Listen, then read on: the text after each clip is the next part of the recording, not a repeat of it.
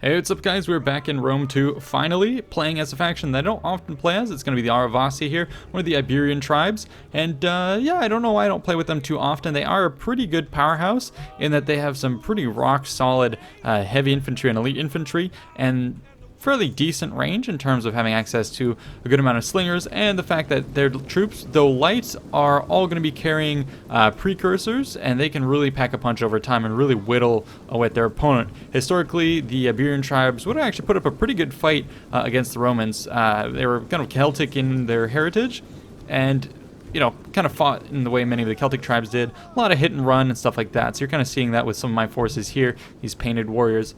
But yeah, a lot of hit and run tactics, and this is something that would have plagued Rome for a long time when it was trying to take control of the Iberian Peninsula. Now, obviously, these warriors, had pretty good renown, sticking up to the Romans, requiring Scipio Aemilianus to come in and try and, quell the region, leading to the Siege of Numantia, which I'd love to cover. It's one of the big, long sieges, one of the longest-lasting sieges, I believe, in the Roman history, and required, a big undertaking to finally suppress it. And so an extended one, it had, a river was accessing it, and it was pretty much like this, where you had the settlement on top of a hill, a very fortified one with, I guess, a river running to it for access to water that they could resupply. And it took the Romans, their famous general, to come in and clean up the operation. And then, lots of forts stuck around. I believe they had a wall of circumvallation. 7 forts, had to dam up the river coming in and do all kinds of stuff to try and starve out the enemy. But a very, very long siege. And then, of course, the Celtic tribes were very, very useful to Hannibal's own forces when he was drawing on them for his invasion of the Roman Peninsula, or the Italian Peninsula.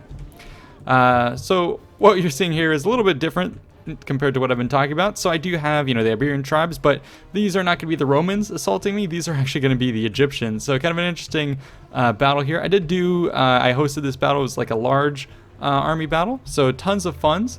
It looks like my opponent decided to just sit up on top of his hill with a bunch of these huge heavy onagers and pummel my position. Around this place, he does have a lot of infantry. Looks like thorax swordsmen, and they're going to launch these huge boulders, come and knock about my guys who are trying to hide in the bush, but it's really not going to help them too much. You can see them bowled over there. But let's go ahead and show you kind of what's been going on my side. So like I said, with the Arevaci forces, you have a lot of light troops, and I was expecting with Egypt him to bring chariots and elephants because it's something that can roll over light troops pretty easily. So I did bring some Scutari spearmen up front, a lot of these light painted warriors that were just going to absorb enemy masses and use their precursors to take care of the elephants, force them to rampage. And then I had some of these Celtic heavy cav, Celtiberian cavalry. Let's see on this front. So yeah, they're just waiting to assault this hilltop position. Not quite sure where we can strike. And then I have more units in the back. These are going to be, I believe, some of the Lusitani nobles who are very, very strong. Actually, these are Scutari with Iberian skirmishers. So again, yeah, holding a lot of my precursors and units in the back in reserve. I was very scared of a chariot assault. And yeah, this is going to be the heavy troops reserved in the back. Looks like they do have some mail on them, which would have been, prized amongst many of the Celtic tribes across Europe, and just pretty commonplace for different factions at this point in time. So yeah, that's it.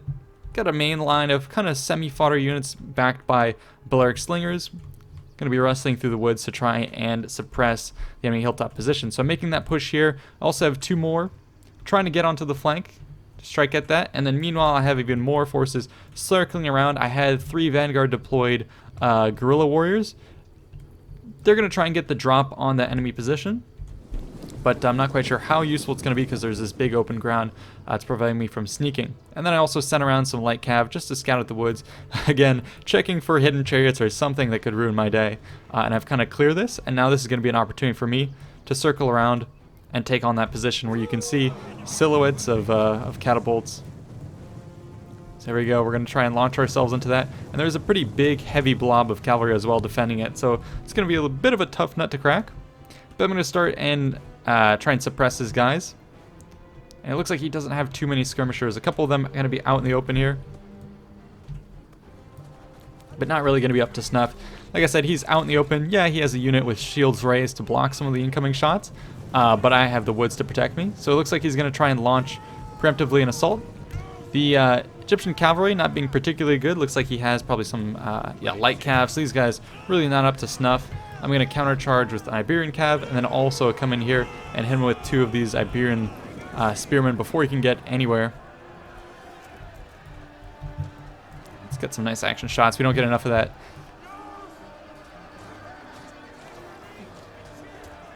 Pretty awesome.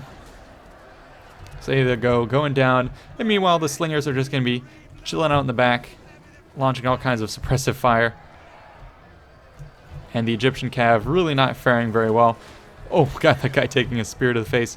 But yeah, so the Iberian cav are pretty decent. I'm not quite sure how well they were historically. I know Celtic forces did have pretty good cavalry.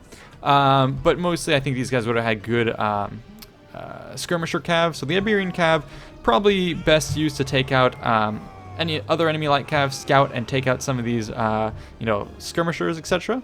But for the time being, it's going to be a little bit hard for me to do that because he has so many of these Thoreau spears, which have good precursors, so he can melt my cavalry. But I do find an opportunity to get around the flank and help here with my guerrilla warriors, who have finally kind of shown themselves charging out into the fields. We're going to try and do a big attack into the back here. A line of catapults continuing to fire away at my positions, but most of my valuable units are kind of hit in the back, and he's just wasting a lot of his shots, pummeling thin spaghetti lines of just light troops where I don't really care too much. So pretty much a overinvestment on his part. And I always find that in Total War, or at least in the historical games, selecting catapults, especially anything more than one, is really going to weigh you down. I would actually prefer bringing some scorpions and having them ping high value cavalry and elite units, and that seems to, they're cheap and they have good armor penetration, good accuracy. I think you'll get more value out of that. So I'm going to move up and start to park myself in the woods where my skirmish kind of type troops, or culturally preferential skirmish type troops, are going to like to hide out, weaving in and out of the foliage and the trees. And wait here against some of the Egyptian infantry, who are, I guess, they're more apt to hold out in the open ground here as opposed to wading into the forest. But all the while, as he's wading into the, waiting at the edge of the forest there, I'm going to go ahead and start to clean up on the flanks. I'm going to commit some of my elite units, the noble fighters, who do really good. These guys are, on par with some elite Roman troops, and you can see right here 146 kills already with only 5 losses, and they will melt anything that's not a heavy infantry force. Against spears, they'll do quick work, and then especially with my covering fire, I'm just able to soften up targets as I get engaged. On this side, we're going to be swarming forward with these guerrilla warriors. Pretty awesome to see them actually fighting some of these leopard warriors, so both of them with kind of very iconic looks. That guy looks like he has a little rooster crest on him, which is pretty funny to see. But yeah, spears against my guerrillas are not going to do too well, and so they're going to pull out of that fight. So I'm doing a pretty good job. The enemy has thrown in some cav to try and abate the assault in the back, and also committed his general here, who should probably be able to take me out. But the pressure is on, and I'm redirecting the gaze of some of his guys. I'm going to force the issue in the center by pulling in some of my reinforcements. And now he is finally crossing the line and trying to get into the woods. But again, like I said, all these guys have precursors, and now we're going to do this nice sally forward right into the enemy front ranks, and then wade into the back with the infantry. So a nice 1-2 strike, and I believe this is something attested to historically.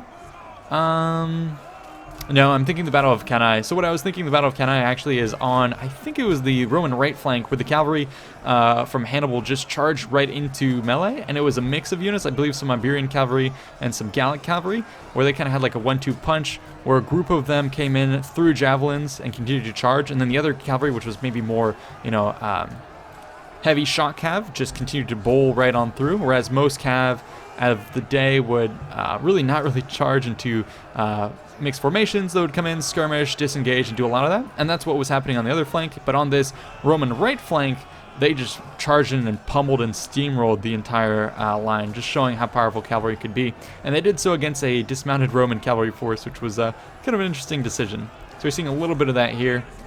Cavalry fighting against infantry, but they're pretty well formed up, and the woods are somewhat helping them. The rest of the battlefield here, I've pulled up more of my guys. Take a look at this. Virtually all of them are going to have these precursors, plus dedicated javelins, which are just going to shred these elite cavalry, trying to make it all the way up to me. but they're getting, oh my god, machine gunned down. And then finally, when they do commit, bowling a couple of my guys over. This is where he would have loved to have chariots, and this is what I was scared of. Commit a chariot unit into here after he ties me down, and he could just make mincemeat of my guys. But now, we've overrun the top position, punching through with the cavalry, suppressing these guys, and with the help of the noble fighters, eating through the remainder of the Egyptian infantry. And now we're going to turn the flank, and we're going to have some nice, hefty pieces of equipment to haul back to Numantia and prepare for, I guess, the the later Roman siege. And this will help. We'll have a nasty surprise awaiting Scipio. But now here comes the encirclement. Cavalry doing what they do best, trying to take these guys out. Looked like a couple of my guys did get sniped, not quite sure by what. Might have been some of these guys. So he does have some holdouts, some spears, going to be trying to guard these slingers, but their days are numbers. They've been completely isolated, left alone. I'm going to start to see some rocks come in here from my own slingers pinging them, but the rest of their comrades are just getting, yeah, absolutely obliterated. So I do have some units here. These are just going to be, I believe, Scutari, so pretty decent. Not going to trade that well against the Thoreo spears. Yeah, some of my Scutari spearmen. Also not holding that well against the Royal Peltas, I should say. So he's doing okay, but the sheer numbers that I have to throw at him, especially in the forest here, swarming out is going to do work.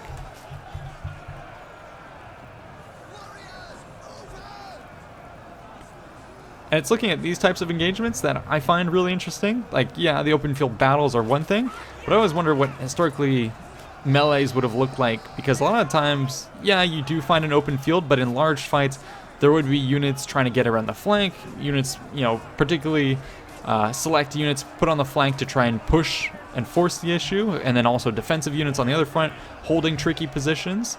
So I would have loved to see, you know, what that looked like. What did the flank engagements, where it wasn't as cut and dry and kind of as neat as the open field battles, but just this scrum on the flanks. We would have also seen this happen, you know, this type of fight in weird terrain on a hill with broken up battle lines, a lot of fluidity. You would have seen a lot of that happen before the main battle is underway, when you have kind of armies lurking nearby each other. Ooh. And yeah, you know, as the Romans are deploying, they might try and find a location. They see a hill nearby and they want to put a camp up here, but then the other force is nearby and they want to get the hilltop position, so you might have some troops sent forward and some early skirmishing. So all kinds of little engagements like that, those are kind of something that would pique my interest to learn more about. You hear fleeting reports of it throughout history, but it doesn't quite get the attention of the main set-piece battles.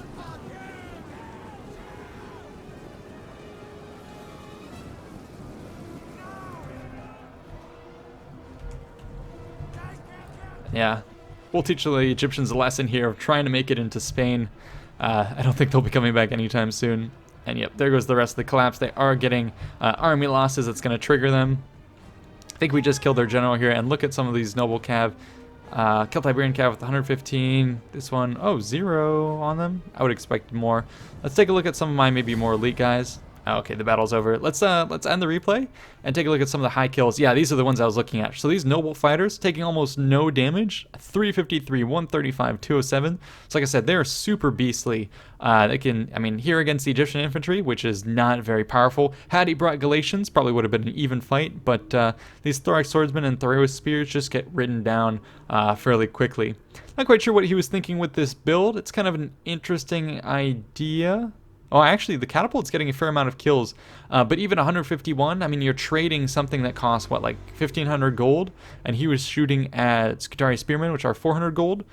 Multiply that 4 times over, and he's really not trading well.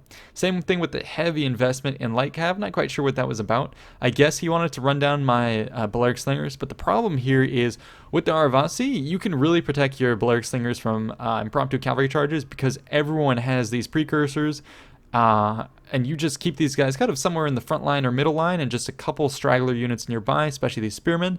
And yeah, you can shut any preemptive volleys, and this will allow typically the Arevaci skirmishers to get a lot of kills. I've been punished pretty heavily in multiplayer a couple times because of that, where I try and punch through, and even if I get to these guys, I take too much damage. So something you got to be careful of, I should say. And it's something he probably should have been using his heavy onagers to take out. Had he been able to take out these skirmishers, then maybe he could have done better advantage with this and sat a little bit tighter. But I think pound for pound, I just had better troops. And yeah, my cavalry here had I committed, just a swarm of these Celtiberian cavalry and noble cav and just charged into his light cav, even with some Ptolemaic cav, which are pretty good, I think I probably could have taken them out. Yeah, so, you trade everything. My skirmishers beat his skirmishers, my swords beat his swords, my cav beat his cav. So, yeah, that's the problem with the money he wasted on these catapults. And like I said, money could have been better spent on probably having a chariot force, or even two. Wait for my guys to be tied down and then kind of pop them out of a hidden position and really mow down easily. He could have killed a ton of my painted warriors. Pretty good amount of kills on the Royal Peltas as well. So yeah, against my guys, could have done a little bit better job with some more elites. But that's it for this one. Hope you guys enjoyed. Stay tuned for more, and I will see you in the next one. Bye-bye.